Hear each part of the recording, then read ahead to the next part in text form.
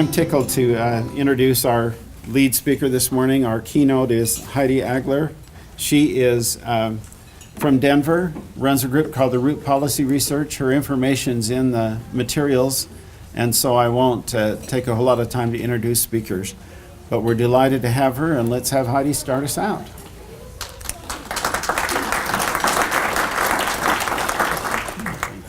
Thank you, Craig, and thanks everybody for being here today to talk about a very important issue.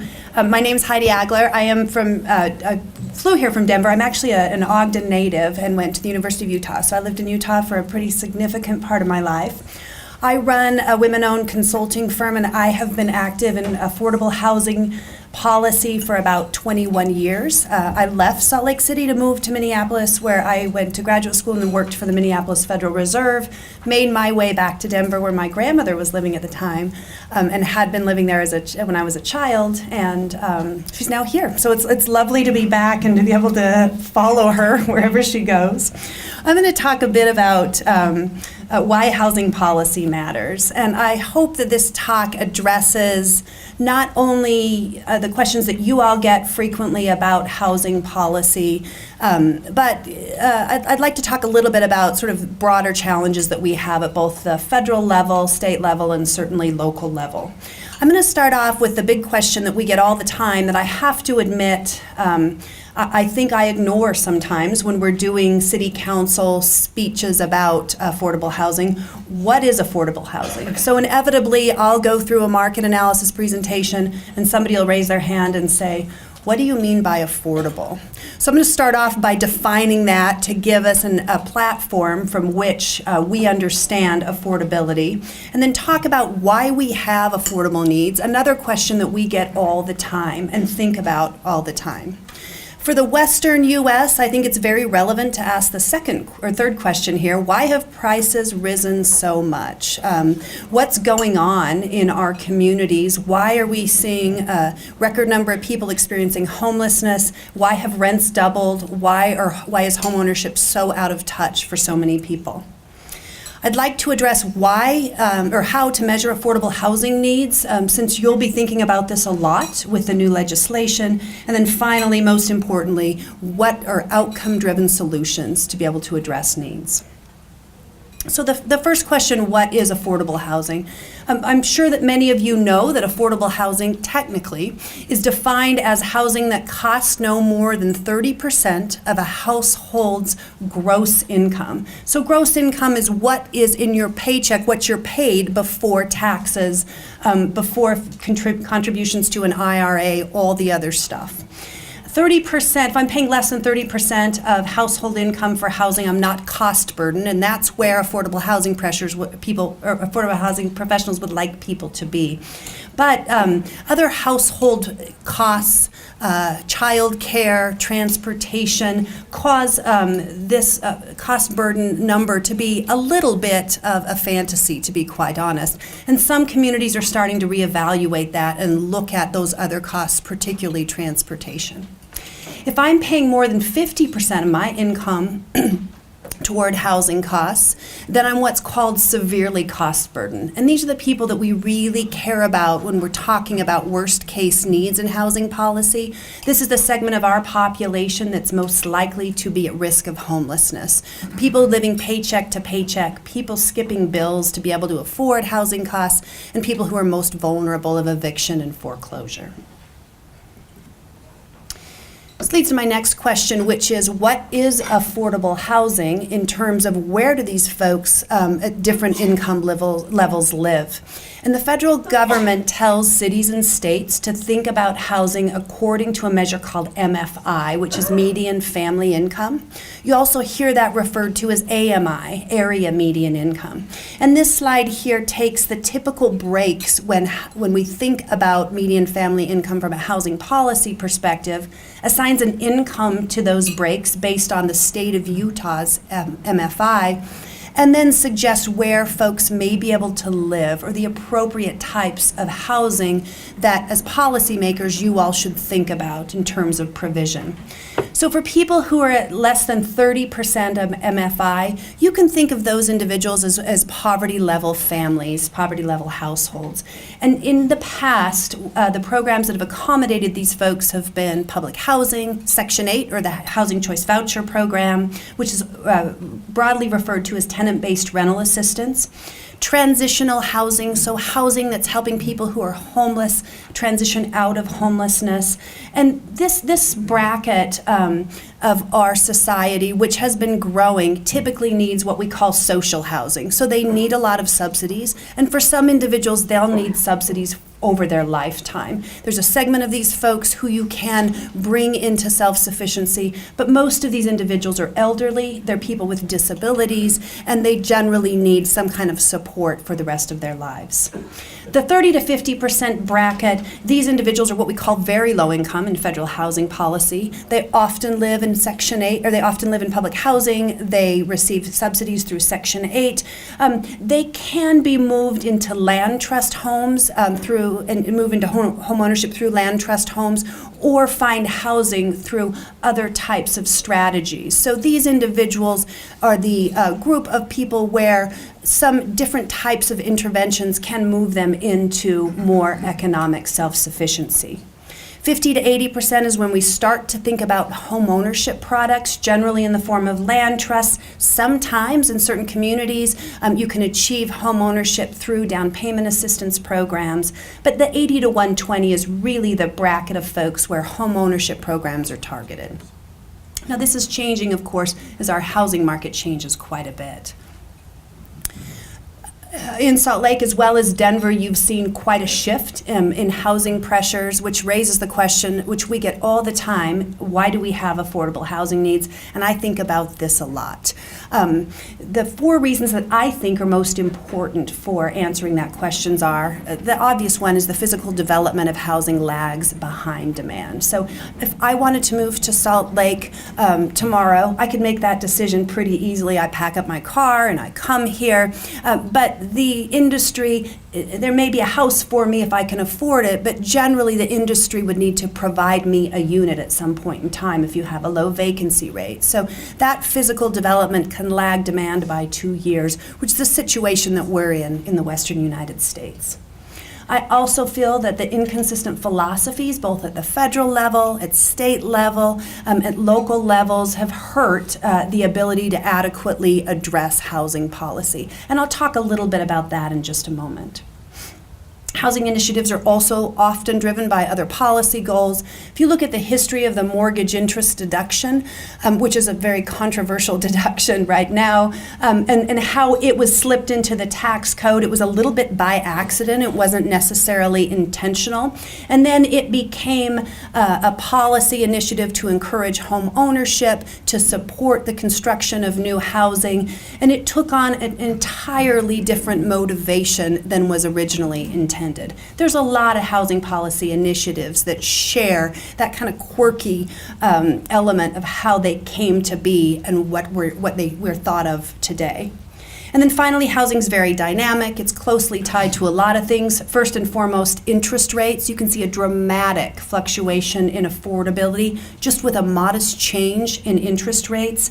Returns on capital, employment, transportation. And right now, I think what we're seeing in the multifamily industry, a very investor-based industry, much like single family was when mortgages became securitized and the single family market started to act a little more like a security than like a place to live. Why did prices rise so quickly in the U.S.? A lot of different reasons, and this is why housing policy is both complicated and a lot of fun. Demographic changes, there's no surprise that the millennials were a very big age cohort. When they graduated from college, we didn't have enough housing to house them. We had stopped building housing in most of our communities because of the Great Recession, and we needed to hurry up and accommodate them, and we're still doing that. So big influx of young adults. That will taper a little bit, and then we'll see another influx for those who were born in the mid-2000s. But it's going to be more modest. It's not quite as long and as big as the millennial age bump. Post-recession, pent-up demand for housing. Very, very few communities built housing during the recession. We were really in a rescue period where we were trying to figure out what do we do with all these vacant units. And now we're still trying to accommodate that. Number 3, what I am calling closed markets in the western and eastern coasts in the United States. I've been doing some work in the San Francisco Bay Area. About 2 years ago when we were working in San Mateo County, we took a look at how many units were for sale under the price point of $850,000, and there were 74. 74 units for sale under $850,000. So when you think about how hard it is to achieve home ownership, the rental market is just as challenging there. You kind of look around if you're living in the Bay Area. California is expensive. Montana is cold. North Dakota is cold. I look around and I see Salt Lake and Denver and Austin, and they look pretty good. And so that there's a huge immigration of folks, not just from California, but from all over the United States who are moving for jobs, they're moving for lifestyle, and they're moving for housing. We still have, as I'll show in the next graphic, relatively high affordability relative to the east and west coasts. That's likely to continue for some time. And then finally, an investor-driven market. As anytime you see a mismatch between supply and demand, it signals to capital markets this is a good place to invest money. You're certainly seeing that in the multifamily market right now, and to a lesser extent the single-family market. But it's a good place to put money right now in real estate. This here shows a study that the Brookings Institution did, which is it's a pretty typical measure of housing pressure, looking at the ratio of housing prices to income, and where you see the I think what you can see is a reddish or orange circle and a yellow circle. Those are areas where they're very, very unaffordable. So the housing median home price is much higher than the median income. Conversely, the areas with the blue circles show where housing's much more affordable. And if you look at Utah here, you see Utah's about in the middle. In fact, a lot of the western United States, but for Boulder, which you're seeing in Colorado, some of the college towns and the mountain towns, we look pretty affordable in the western U.S. relative to the coasts, which just signals there's a lot more there could be a lot more demand for housing in our communities. So I'm going to now talk a little bit about how to measure needs. There's a lot of different ways that you can pull data and analyze data to measure needs. I have here my top ideas for if you needed to do a housing needs assessment really quickly, you needed to do that to meet either a HUD deadline or a state deadline, where would you start and what would you do? So the first piece here is what we call cost burden data, and I showed you the indicators of cost burden. So that's that 30% of household income and 50% of household income. That data are available from HUD if you're a grantee and you do what's called a consolidated plan every 5 years, but you can also pull it directly from the American Community Survey. And this here is the table from which you would pull, or the website from which you would pull that information. What you're looking at is the percent that renter and owner households pay of their income toward housing costs. And that gives you a base measure of people who are paying too much. It's a high measure in terms of need.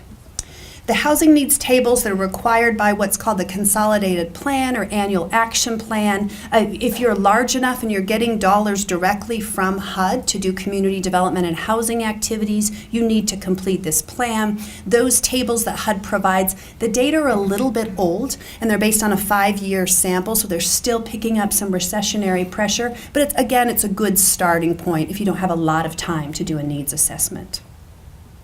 There was something in the tail end of the last presidential administration called the Assessment of Fair Housing that was put on pause during this current administration.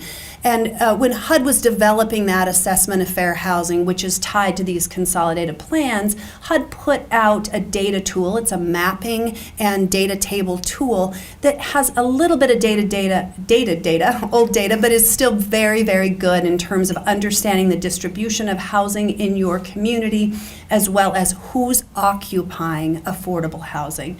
And those maps and tables are available online. It's a very user-friendly tool, and it's still relevant for housing needs studies. We also supplement all of those data tables, that data analysis, with surveys. There's a lot that you don't know from just the data. So doing surveys of households, online surveys are very cost effective right now, and a lot of people use those since they can take them on their phone. You can reach low income households pretty effectively these days with surveys. We also do a lot of focus groups, both with what we call stakeholders, so real estate professionals, developers, nonprofit housing providers, and then residents themselves to ask about what they're experiencing on a regular basis. An example would be if I'm going through a process of eviction and I need help. I'll never be able to find that in the housing needs table or those data. I can't tell you how many people are truly at risk of eviction unless I talk to people and understand what their needs are and where they have been unable to meet their rent, why they've been unable to meet their rent, and what they need to be stabilized. Partnering with surrounding communities to survey both private sector about rental housing supply as well as the affordability of home for sale. We do a lot of housing market studies, and it strikes me that doing these individually, which many communities do, is not a very cost-efficient way of doing this. So if you can partner with surrounding communities and do broader studies, you can still tailor your recommendations to your community if that's appropriate. But it doesn't make a lot of sense to do these kinds of studies independently. You should approach this as a region and understand what's really going on regionally, since housing pressures and housing needs don't necessarily stop at city or county lines. Finally, the biggest challenge which you're required to report on for HUD is condition indicators. There's very, very little information out there about housing condition. In some communities, we've done windshield surveys where you drive through certain parts of communities and assess the condition of the outside of the home, and then from that measure assume a certain level of condition needs within the home. In terms of how to best address needs, you have a very nice list in your legislation of the tools that you all should consider when implementing that requirement. But I just wanted to talk a little bit about my best ideas and the things that we see that work most effectively in communities. And the first is adopting a housing policy mindset. The federal government has long had an approach, a very programmatic approach. So it began with putting people in public housing and providing housing in that way, which wasn't always the best way of helping people get on their feet and meeting their needs, but it's what we did for a really, really long time. Thinking about the programs that are funded by CDBG and HOME, a lot of times these are programs to help people afford their rent, to potentially help people get into home ownership, very programmatic based. Let me take down payment assistance as an example. If I can provide down payment assistance to you all day long, and I can do a generous amount of that, but if there's nowhere that you can afford to live, it's not an effective program. So thinking about not only just a program, what programs do people need to meet their needs, but what policy initiatives need to be matched to those programs. On the down payment assistance example, how can I influence supply as a community so I can ensure that that down payment assistance program works? So we've really been pushing clients to think about not just programmatic benefits for addressing housing needs, but thinking about what policies need to be in place to make sure that those programs are effective. We have a client in suburban Denver in the city of Westminster who we helped transition from that programmatic to policy mindset. They hired staff. They have staff now that looks at repurposing vacant, abandoned, city-owned properties into mixed-income housing. This came on the heels of redeveloping an aging and largely vacant mall into this community's new town center. And so they paired that with a new look at affordable housing from a policy initiative and have taken that and made that part of their platform as a community, recognizing that the programmatic approach just wasn't working because they had no supply. Second bullet here, ensuring that your toolkit, which is largely prescribed by the state with this new legislation, produces housing that meets needs. I'll give you an example from Denver. We have a density bonus program that the city's trying out, and the first attempt at that density bonus program happened in an area called Rhino, which is our new redeveloped industrial area. A lot of fancy hotels, kind of an artsy community. A lot of young people like to live there. And the city said, what if we do a density bonus program here? It's also near a light rail stop, to see if we can produce some affordable units. So the city did some modeling, hired a consultant to do some modeling to look at what could a developer produce through a density program. And it came back and said, well, generally what's going to be produced are studios and one-bedrooms. The community that's most impacted by the redevelopment of this corridor is a heavily Hispanic community, very large families, very low income. And we felt like, as consultants to the city, that density program was a great idea, but wasn't really going to produce the kind of housing that the surrounding community needed.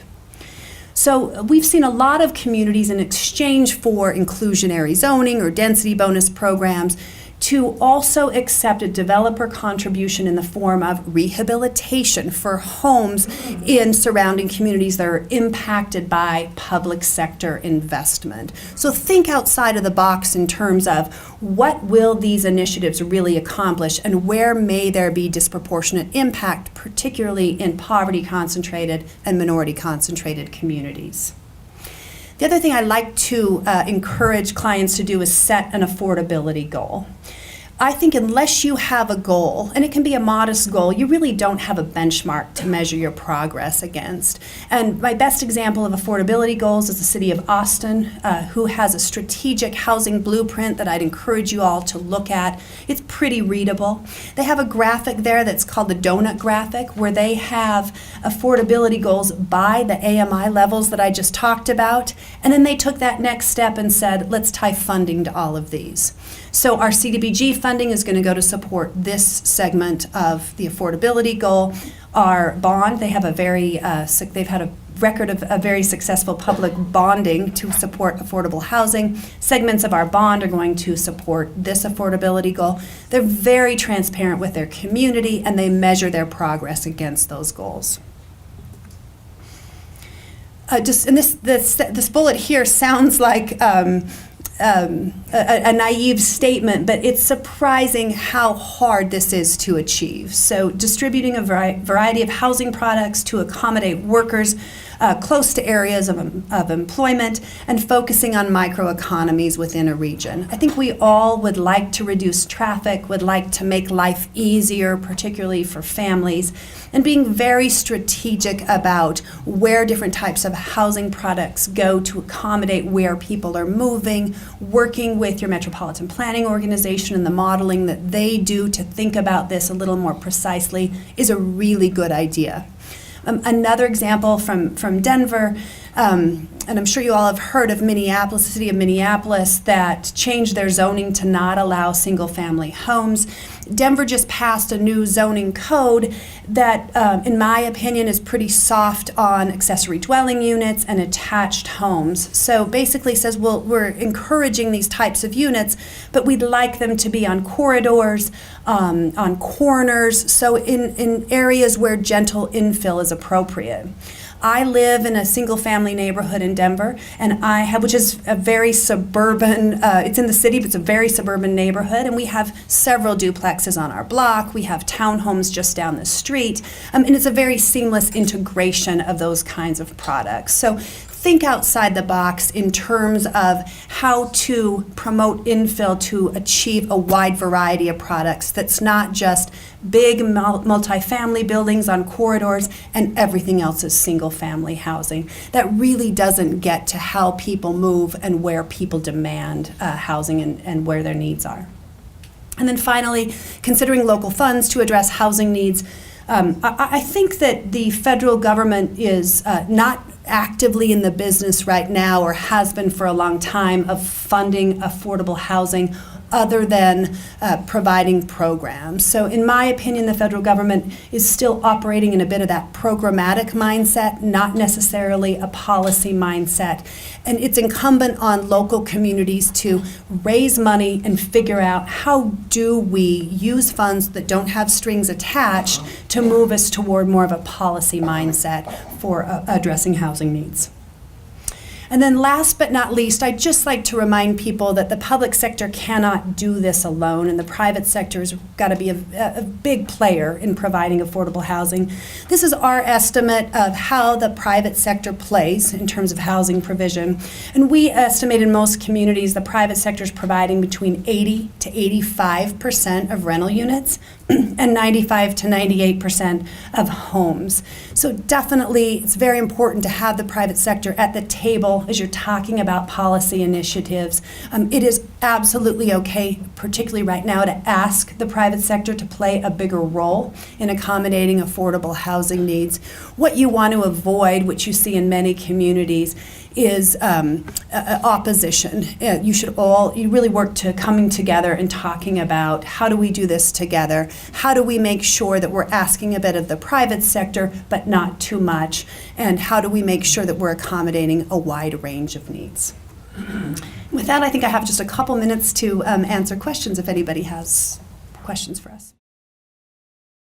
I recall the inclusionary or the density bonus program in Denver. The discussion was, there was some pushback from the development community saying, let's not push this all on new development, let's spread the, and share the responsibility citywide. And they were pushing back more with property tax that would be applicable to residential, commercial properties, because housing relates to all of these uses. And I'm just curious, A, if the inclusionary program, the density bonus program went from the Rhino area to the citywide application, or if, and then if the developers lean towards including a portion of inclusionary through that density bonus program, or if they're opting more towards the payment in lieu. It's a good question. So Denver, just to clarify, Denver had an inclusionary zoning, mandated inclusionary zoning for many, many years. We can't in the state of Colorado apply that to rental housing. We're only allowed, because we have an anti-rent control statute, to do it for sale housing. So we had inclusionary zoning for many years. The city replaced that with commercial and residential with linkage fees, under the idea that people moving into Denver and employers moving into Denver and building new space or providing pressure, or contributing partially to the pressure, because we're bringing employees here and new people moving to the city, are also taking housing away from folks who are living in the city and working in the city. So developers pay what's called a linkage fee. We have an odd tax situation in Colorado where commercial property generates much higher level of revenues than residential property. Our property taxes are still pretty low. So the development community felt like it's not fair for us to bear, as this gentleman said here, the full responsibility of this.